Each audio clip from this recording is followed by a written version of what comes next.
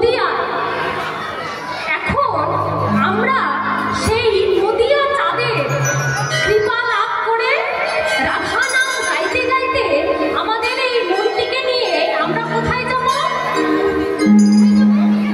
হ্যাঁ, আমরা এই মনটিকে নিয়ে প্রবেশ করব মধুময় শ্রীধাম বৃন্দাবনে। দেখি কারা কারা আমার গোবিন্দকে ভালোবাসেন না, একটু হাত তুলুন তো দেখি।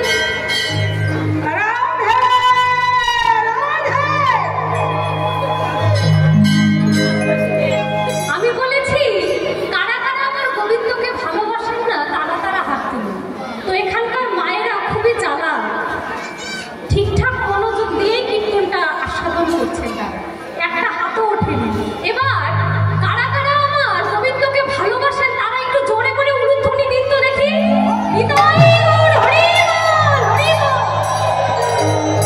সকলে যাবো তো বৃন্দাবনে? সকলেই যাবো কি মায়েরা, যাবেন তো বৃন্দাবনে? তাহলে বৃন্দাবনে গেলে শুধু শুধু তো আর যাওয়া যাবে না। বৃন্দাবনে যেতে হলে কি করতে হবে বাবা? মুখে রাধে রাধে বলতে বলতে আর হাতে করতালি দিতে দিতে এই মনটিকে নিয়ে যেতে হবে বৃন্দাবনে, তাই না? তাহলে সকলে মিলে যাব মধুময় শ্রীধাম বৃন্দাবনে। রাধা রানী কি, রাধা রানী কি, রাধা রানী কি। চলে রে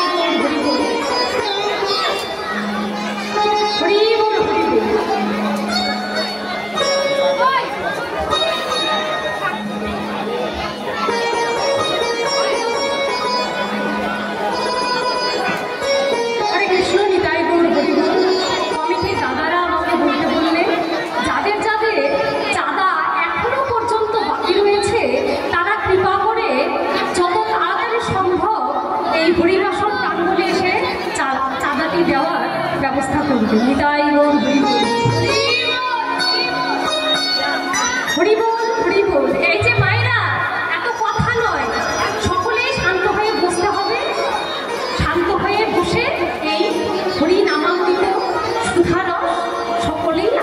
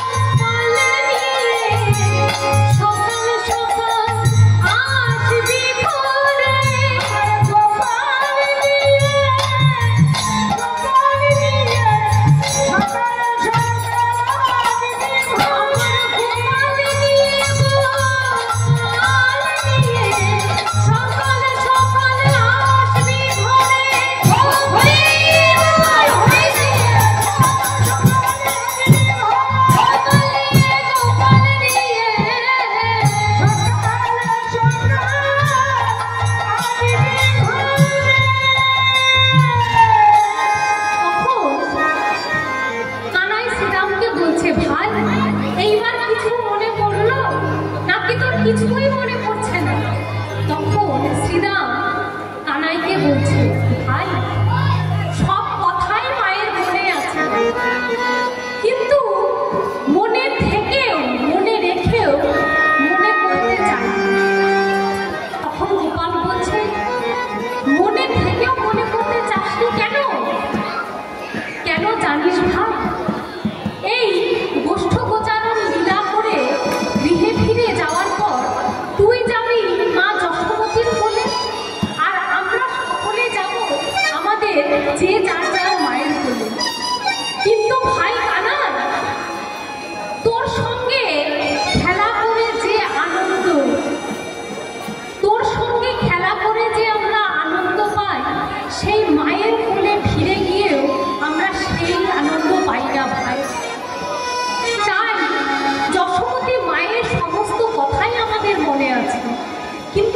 দেখেও মনে করতে চাই না।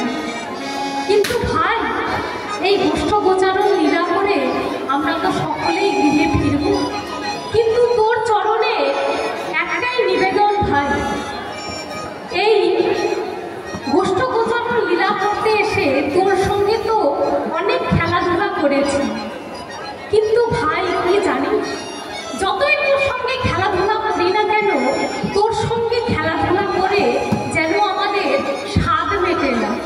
তাই তোর কাছে একটি মিনতি ভাই। কি মিনতি জানিস? বহু পূর্ণ ফলে জড় গোকুলে কানাই তোর সঙ্গে হলো বেলা, তাই নিবেদন করি দয়াল রে খোহরে, নিবেদন করি দয়াল রে খোহরে, যেন যুগে যুগে করি খেলা, যুগে যুগে করি খেলা, যেন যুগে যুগে করি খেলা, যুগে যুগে করি খেলা। তোর সঙ্গ ছাড়া করিস না ভাই, সঙ্গ ছাড়া করিস না ভাই, সঙ্গ ছাড়া করিস না ভাই, তোর সঙ্গ ছাড়া করিস না ভাই। জন্মে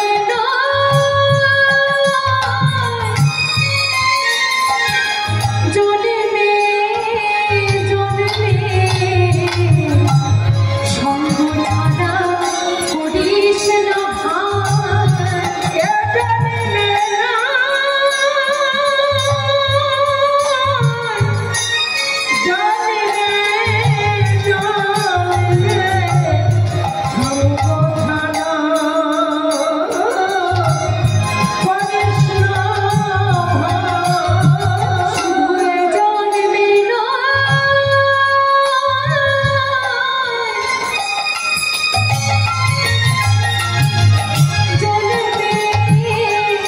জন্মে আমাদের এই নিরত চরণে, আমাদের এই বিরতি তব চরণে,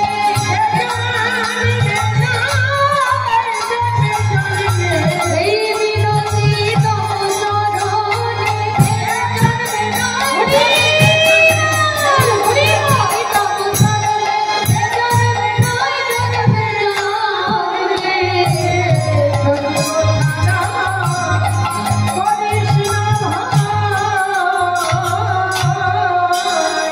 তখন কানাই বলছে, ভাই শ্রীরাম, তোদের সঙ্গে খেলা খেলতে, তোদের সঙ্গে থাকতে আমারও খুব ভালো লাগে, কিন্তু জানিস ভাই, আমি আমার মায়ের একার গোপাল, আমি যদি এই বেলা থাকতে থাকতে গৃহে ফিরে না যাই, তাহলে আমার যশোমতী মা গোপাল গোপাল বলে নিজের জীবনটি ত্যাগ করে দেবে।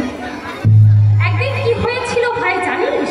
একদিন লবণী খাইয়া ছিলাম লুকাইয়া, মরিতেছিলেন মা আমায় না দেখিয়া।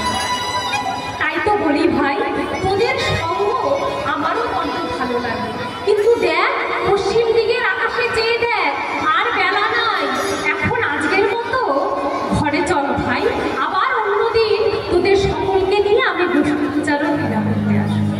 এইদিকে যখনই প্রাণ গোবিন্দ আমার সখাদেরকে বলেছে যে কখনই আর বেলা নাই, সকলেই পাল জড়ো করো, সকলে মিলে এখন গৃহে ফিরবো। এইদিকে পাল জড়ো করতে বললেন শ্রীরামকে, গোবিন্দ আমার কি বললেন না, পাল জড়ো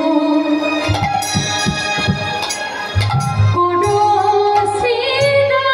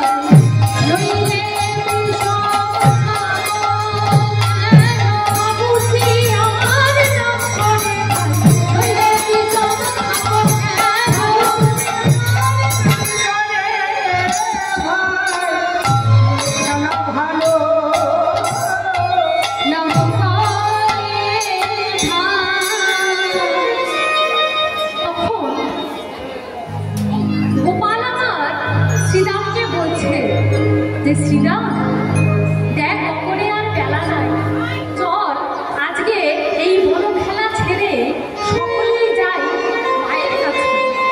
কেননা ভাই মনে হয় মা আমার নাম করছে, আমি না হলে বিষম খাবো কেন?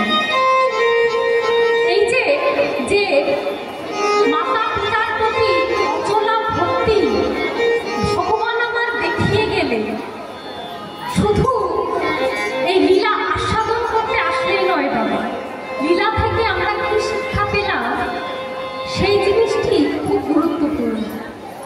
ভগবান আমার নিজে আচরণ করে আমাদের মতো এই জীবগণকে শিক্ষা দিলেন যে হে জীব,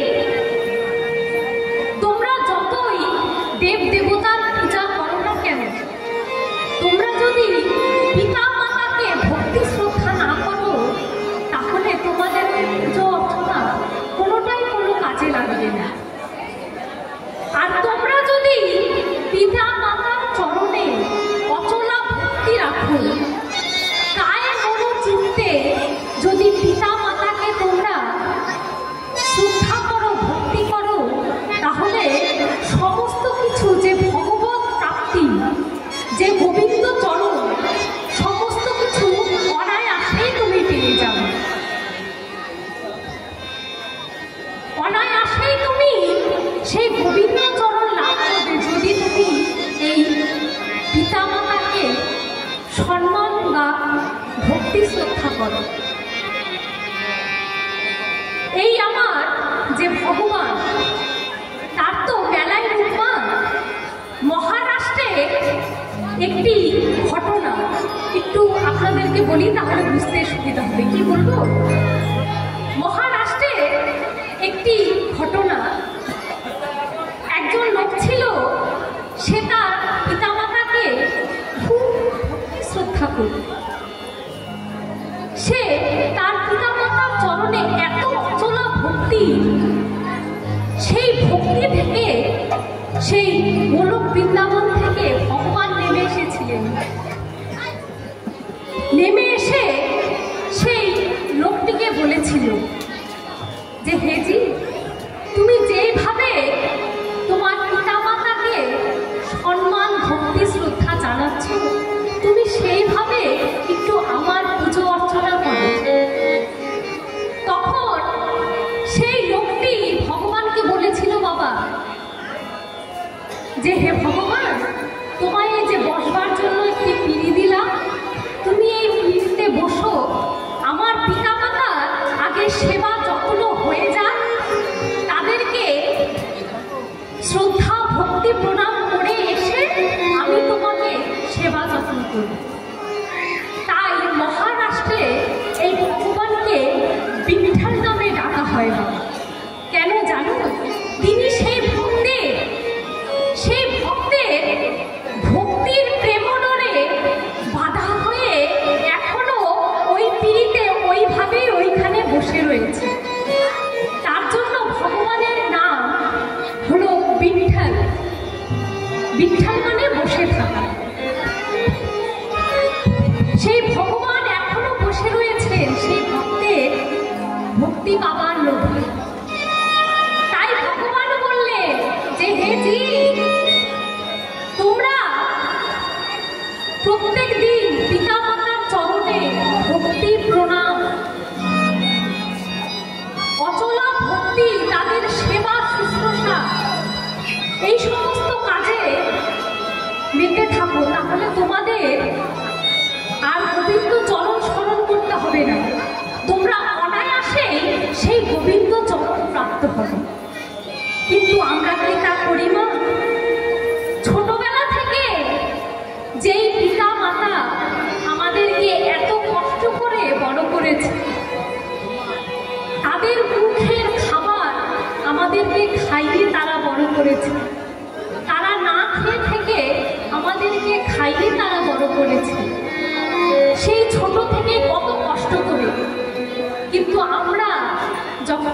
সকলে বড় হয়ে যায়, নিজেদের পায়ে দাঁড়াতে শিখি, তখন পিতা মাতাকে গিয়ে যে একটু জিজ্ঞেস করব যে বাবা তুমি খেয়েছো, মা তুমি খেয়েছো, তোমার কি কোনো ওষুধপত্র লাগবে, সেই সময়টুকু আমাদের আর হয় না। কিন্তু যে মা দিনের পর দিন না খেয়ে শুধু আমার খাওয়ানোর জন্য, আমাকে বড় করার জন্য কতই না কষ্ট, কতই না পরিশ্রম করেছে, যখন আমি বড় হয়ে নিজের পায়ে দাঁড়াতে শিখলাম, তখন সেই মাকে গিয়ে যে জিজ্ঞেস করব যে মা তোমার কি কোনো কিছু লাগবে, কোনো কিছুর তোমার প্রয়োজন, সেই সময়টুকু আমাদের হয়। কিন্তু এখানে মহাজন কি বললেন বাবা, যে পিতামাতার চরণে ভক্তি না থাকলে তোমরা যতই সেই গোবিন্দ চরণ স্মরণ করো না কেন, তাতে কোনো লাভ নেই। কেননা পিতামাতা হলো জ্যান্ত ভগবান। তাই তো মহাজন এখানে কলম দিলেন। কি কলম দিলেন মা? যার মা নাই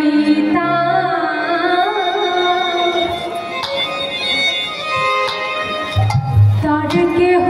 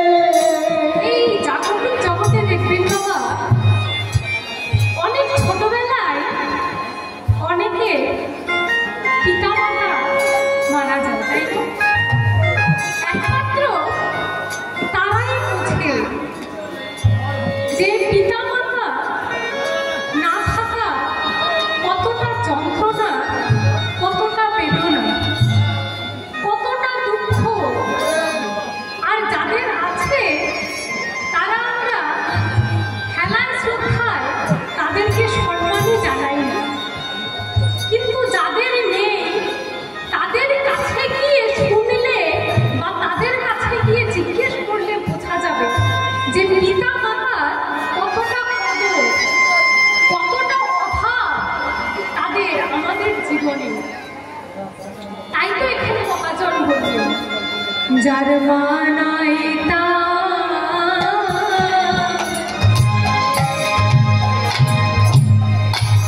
তার কেহ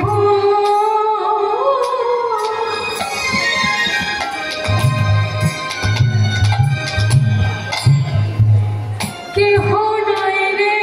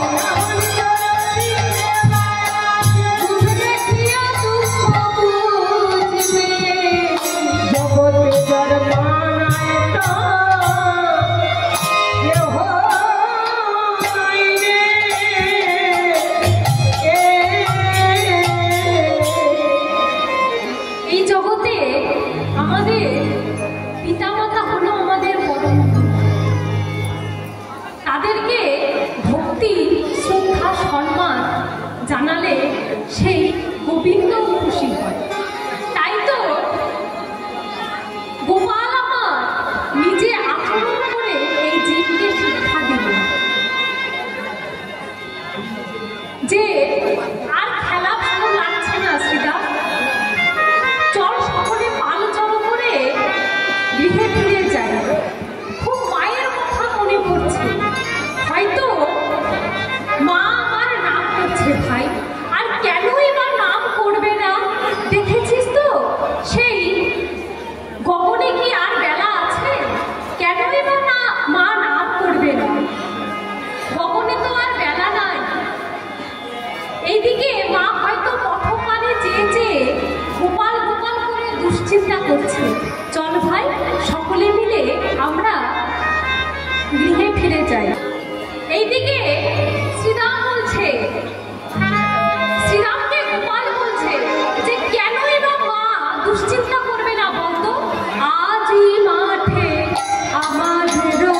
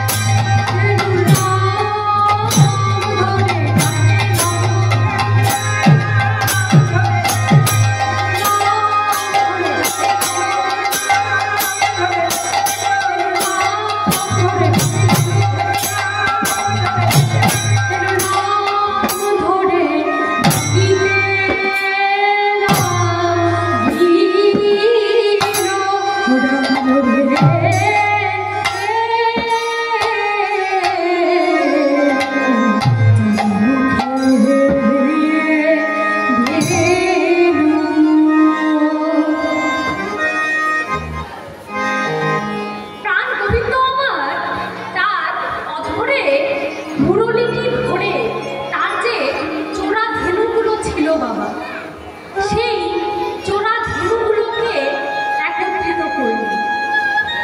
এই যে আমাদের এই যে এই দেহর মধ্যে প্রত্যেকটি ইন্দ্রিয়গণ ছড়িয়ে ছিটিয়ে রয়েছে। আমরা সকলেই এই সংসাররূপী গোষ্ঠগোচরণ লীলা করতে এসে এই প্রাণ গোবিন্দকে ভুলে এই বিষয়ানলে সকলেই আসক্ত হয়ে রয়েছে। কিন্তু সেই প্রাণ গোবিন্দ যখনই অধরে মুরলিটি ধরে আমাদেরকে ডাক দেবে, যার খেলা যতই জমে উঠুক না কেন তার খেলা সেইখানেই বিশ্রামে রেখে আমাদের সেই মুরলির ধ্বনিটি কর্ণে দিয়ে ছুটে যেতে হয়, তাই না বাবা? তাই প্রাণ গোবিন্দ আমার যে ধেনুগুলো কথা শোনে না শ্রীরামের, সেই ধেনুগুলোকে একত্রিত করছে। চাঁদ মুখে দিয়া বেনু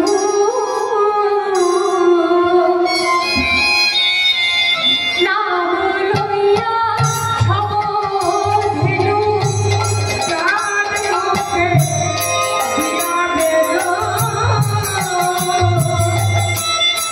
নাম লইয়া সব ধেনু, ডাকিতে বিনয় উচ্চ স্বরে, আরে ডাকিতে বিনয় উচ্চ স্বরে। এইদিকে প্রাণ গোবিন্দ আমার উচ্চ স্বরে সেই বেলুর রব করে ডাকছে। কেমন করে ডাকছে? ধবলি, শ্যামলি, পিয়ালি, এই বলে প্রভু আমার গোবিন্দ আমার তার ধেনুগণ সকলকে একত্রিত করছে। আর সেই বেলুর রব শুনে তার ধেনু বৎসের প্রিয়তম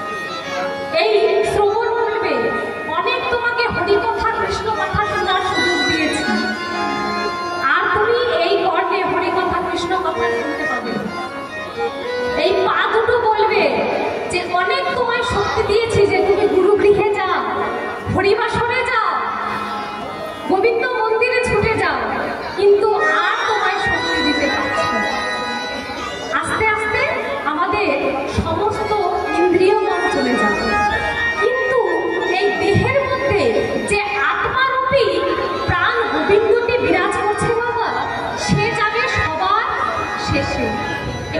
পদে কি বললেন? শ্বেতকান্তি অনুপম আগে যায় বলরা, আর শিশু চলে ডাইনে বামে। শ্রীরাম সুদাম মাঝে ভালো শোভা করিয়াছে, তার মাঝে নবঘন। সমস্ত ইন্দ্রিয় ছেড়ে চলে যাওয়ার পর আমার এই আত্মারূপী গোবিন্দটা বেরিয়ে যায়। কেননা এই গোবিন্দটা যদি আগে চলে যায় না, তাহলে এই দেহের মধ্যে ইন্দ্রিয়গণ বাধা পড়ে যায়। তার জন্য সমস্ত ইন্দ্রিয়গণকে বিদায় দেওয়ার পরে যায় আমার প্রাণ গোবিন্দ। তাহলে কি? শ্রীদাম সুদাম পাছে ভালো শোভা করিয়াছে, শ্রীদাম সুদাম পাছে ভালো শোভা করিয়াছে, তার মাঝে নবঘন শ্যামে, তার মাঝে নবঘন শ্যামে, তার মাঝে নবঘন শ্যামে, তার মাঝে নবঘন শ্যামে। সবাই মাঝখানে আমার প্রাণ গোবিন্দকে রেখে নাচতে নাচতে যাচ্ছে। আর যার সময় কি বলছে? আসি ভাই কানাই, আসি ভাই কানাই, আসি ভাই কানাই, আসি ভাই কানাই, আবার যেন সঙ্গ পাই, আসি ভাই কানাই, আবার যেন সঙ্গ পাই, আসি ভাই কানাই। এদিকে সকলে ভাই কানাইয়ের সঙ্গ পাবার আশায় সকলে একে একে গৃহে ফিরে যাচ্ছে। এইদিকে মা সেই গোষ্ঠ গোচারণ থেকে ফেরবার পথে ছিল, ফেরবার পথে পড়তো জাবর গ্রাম। সেই জাবর গ্রামে অট্টালিকার পরে কে থাকতেন বাবা? থাকতেন আমার প্রেমময়ী শ্রীমতী রাধারানী।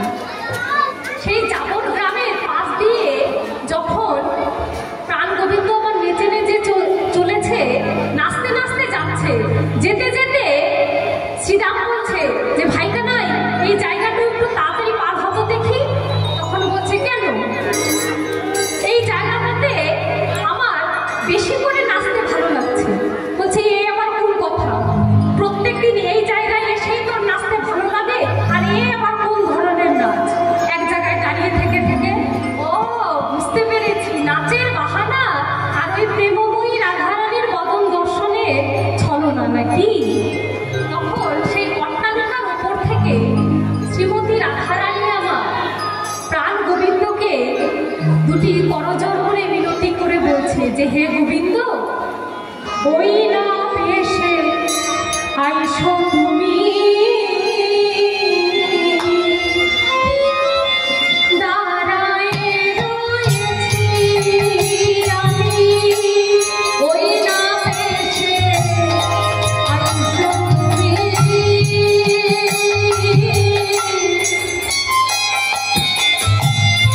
দাঁড়ায় রয়েছি আমি, দুয়া বধূ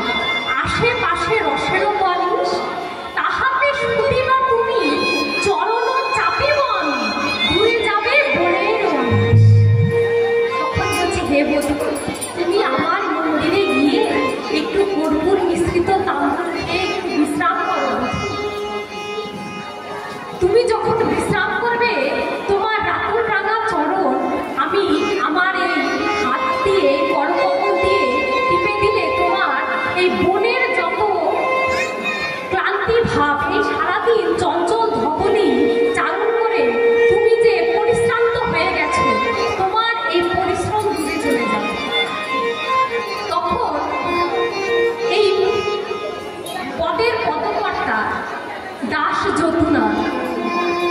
সে বলছে কহে দাস যতুনা পুরা মনের স্বাদ পাছে তুমি করো। তখন বলছে রায়ধনী এখন আমি আর তোমার মন্দিরে যাব না, কিন্তু আমি কথা দিচ্ছি গত রজনীতে আগত রজনীতে এই রাস পূর্ণিমায় রাস রজনীতে আমি তোমার মনের অভিলাষ পূরণ করব। হে রায়ধনী তুমি আমায় এখন যেতে দাও, কেননা আমার মায়ের আরতির সময় হয়ে গেছে। এখন আমি ঘরে যাই, আমি আগত রাস রজনীতে তোমার মনের বাঞ্ছা পূর্ণ করব। এই বলে প্রাণ কিন্তু আমার সকলকে সঙ্গে নিয়ে চলে গেলেন নন্দালয়ে। এইদিকে নন্দালয়ে মা যশোমতী আমার রাম গোপালকে আরতি করবে বলে আরতির থালা সাজিয়ে তিনি বসে রয়েছে।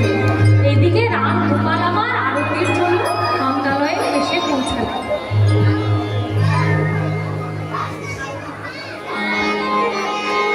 হরে কৃষ্ণ নিতাই গৌর হরি বল। আসুন আমরা সকলে মিলে এখন আমার রামকৃষ্ণের আরতি করব। নিতাই গৌর হরি বল, হরি বল।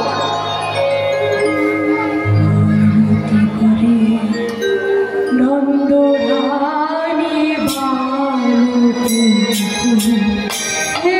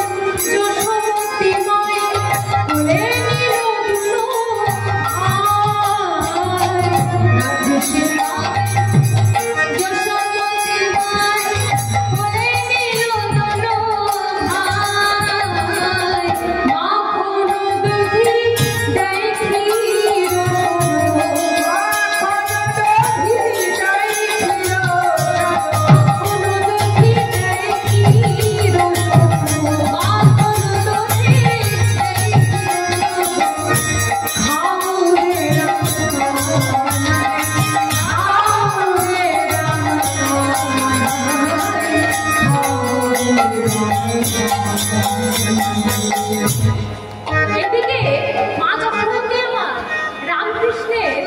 সেবা দিয়ে রামকৃষ্ণের সেবা দিল।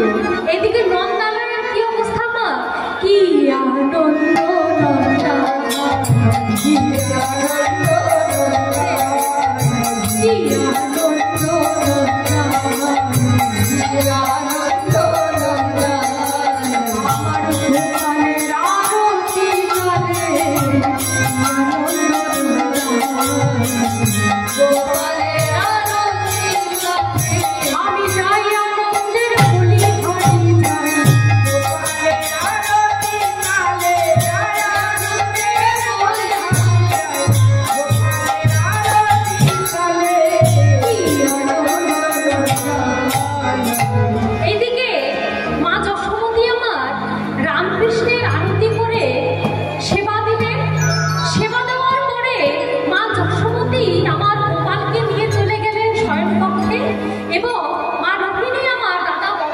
নিয়ে নিজ